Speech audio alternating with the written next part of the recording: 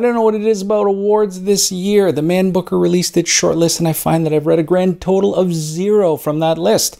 Now, the Man Booker generally is a bit poshy for my tastes. I fare better with the National Book Awards, but I take a look at that list, and I've read one of the books. I don't even recognize half the books on that list. Kirkus Prize, Big Fat Goose Egg.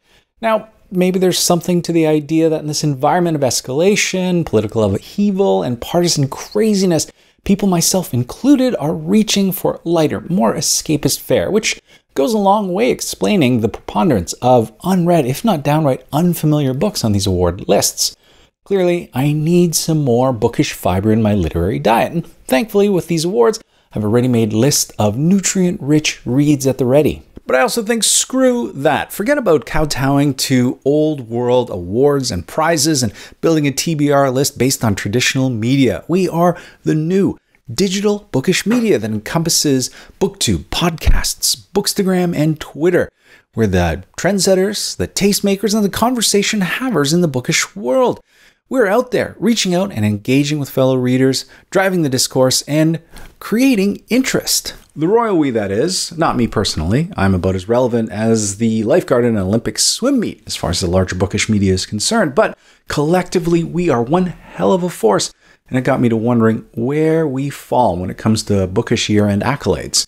I suspect we're somewhere in between the Goodreads Choice Awards, which tends to favor popularity in book sales, and the more high literature of the Man Booker.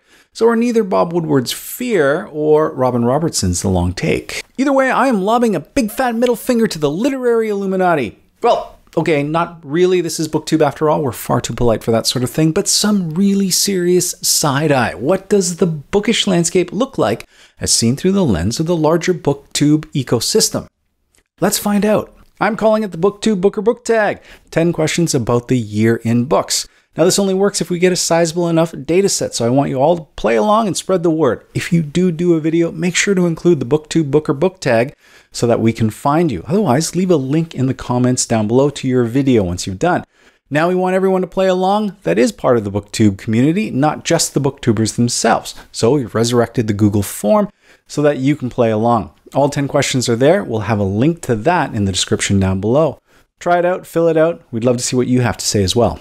All right, let's do the tag. Favorite work of fiction. Now, there are no rules for this thing. If you read 100 Years of Solitude and that was your favorite read of the year, put that down. Let me know. That is fine, but you're going to be an outlier, part of that long tail. Ideally, we want to see what sort of clustering happens. And for that to happen, you're better off picking up a book that was released this year or maybe late last year. Anyway, my choice for favorite work of fiction this year is easy. It is Madeline Miller's Circe. I loved this book. We're going to be talking about it on the Discord coming up, and I'm looking forward to that discussion. There's been rumblings of a couple people not exactly thrilled by that, and I am ready to fight them on that. I love this book. This is what Michael Kindness from the sadly defunct Books on the Nightstand podcast would call a clutch-worthy book. It's one of those books that when you finish it on the last page, you have to clutch it to your chest and sigh. You are now completely ruined for books, and you don't know how you're going to follow that particular book up with anything else.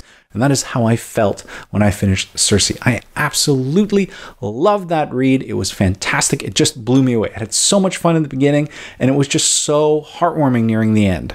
Anyway, I'm looking forward to that discussion and fighting people that didn't like the book as much as I did. Favorite work of nonfiction? Tara Westover's Educated. Now, in this post-James Fry Million Little Pieces world, there's people that might argue whether memoir is in fact nonfiction.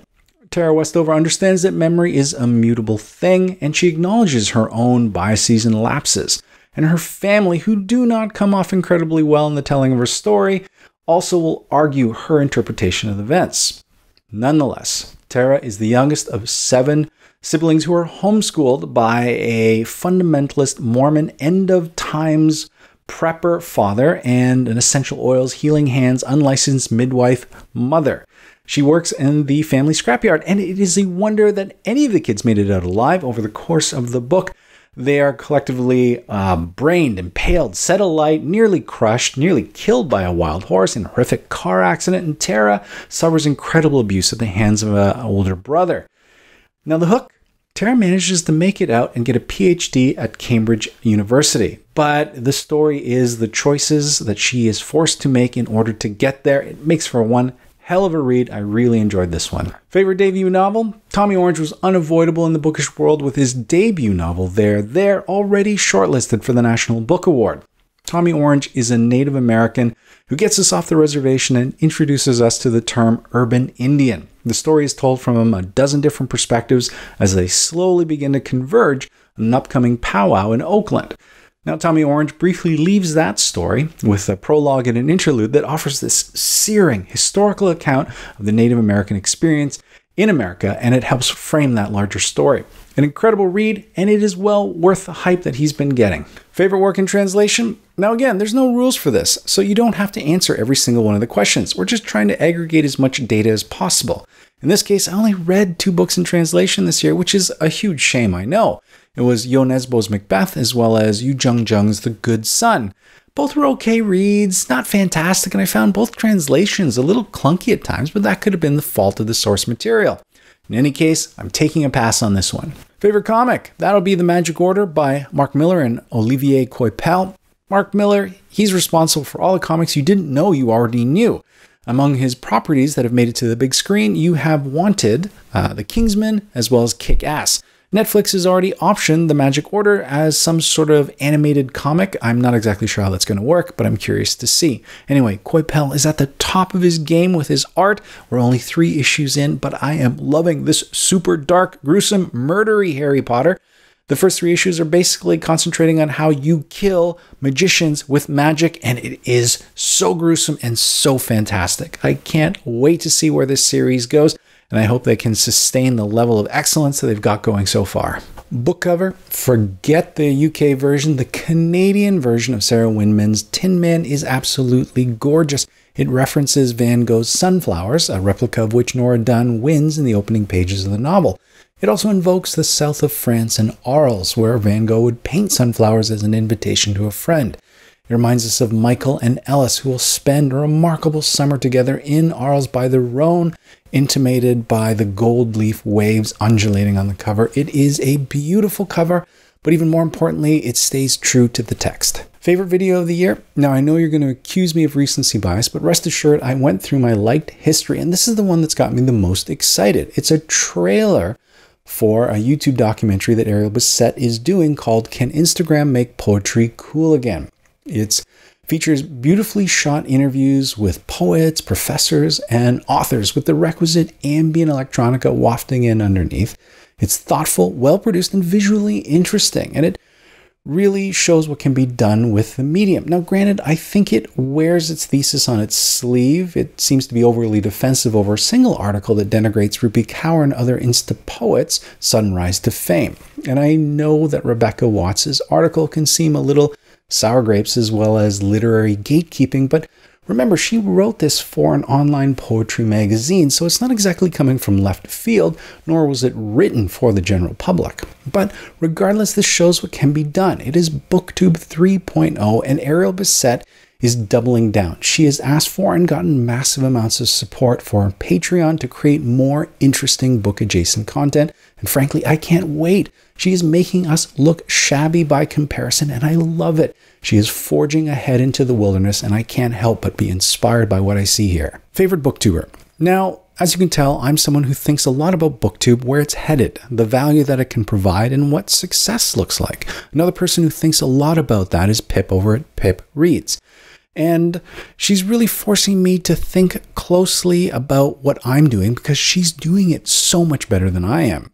A whole lot better. Check out her Frankenstein and Feminism video. It's smart but breezy, thoughtful in a conversational way while hitting all her salient points. The production values are sharp and the whole thing comes off looking polished and professional. Frankly, she is killing it, and I have no idea why she doesn't have more subscribers. Favorite author? Now, this one actually needs a bit of clarification. Fine. If your favorite author in the whole wide world is David Foster Wallace, you're welcome to put him down. But really what I'm after is a living author who's embraced social media and living their authoriest of author lives online and proving themselves as smart and witty as you could hope for. So I'm looking to you to add to my feeds. As for myself, I'm going to offer up Alexander Chi as a proponent of Asian American writers, women's rights, and sunsets. I follow him on Instagram and Twitter, and he is as warm and human as you could hope for. Well, there you have it, the inaugural BooktubeBooker Book Tag. Now, for those of you playing along at home, there is one more question on the form. It's a general catch-all. What were your opinions for the year in Booktube? Or what category should we include in next year's survey? Or just any general impressions. Just have at it. Once again, the link to the poll will be in the description field down below. In the meantime, let's tag some people. Steve Donahue, it's probably been an hour since you last did a video, and you're probably at a loss to shoot something new. So why not give this tag a try? Katie over at Chapter Stacks. I'd love to hear your slant from a horror and thriller perspective before you go full on Halloween. If you do it, pizza's on me. Simon from Savage Reads. I am sad that I didn't get out to San Francisco to see you and Thomas record the Readers podcast live, but I can't wait to hear the results. In the meantime, I'd love for you to take a crack at this tag. Kendra Winchester, I know you have the Reading Women Award shortlist for fiction and nonfiction in November, and maybe you don't want to show your hand early, but maybe you can offer up a couple in each category, or maybe your male versions in each category. Regardless, I'd love to hear what you have to say. And finally, Rincey over at Rincey Reads. I know between the podcasts, the Booktube, the producing, and the secret project, you may not have a lot of time to do this tag, but I'm hoping you can slip this in between all that hustle. So there you have it. If I didn't tag you here, I'd still love for you to obviously shoot the video and offer up your answers, or visit the poll and fill it in. We want to aggregate all of this, and we're going to make it available to you in the near future. So there you have it. In the meantime, I hope you all have a great week of reading, and we'll talk to you soon. Bye.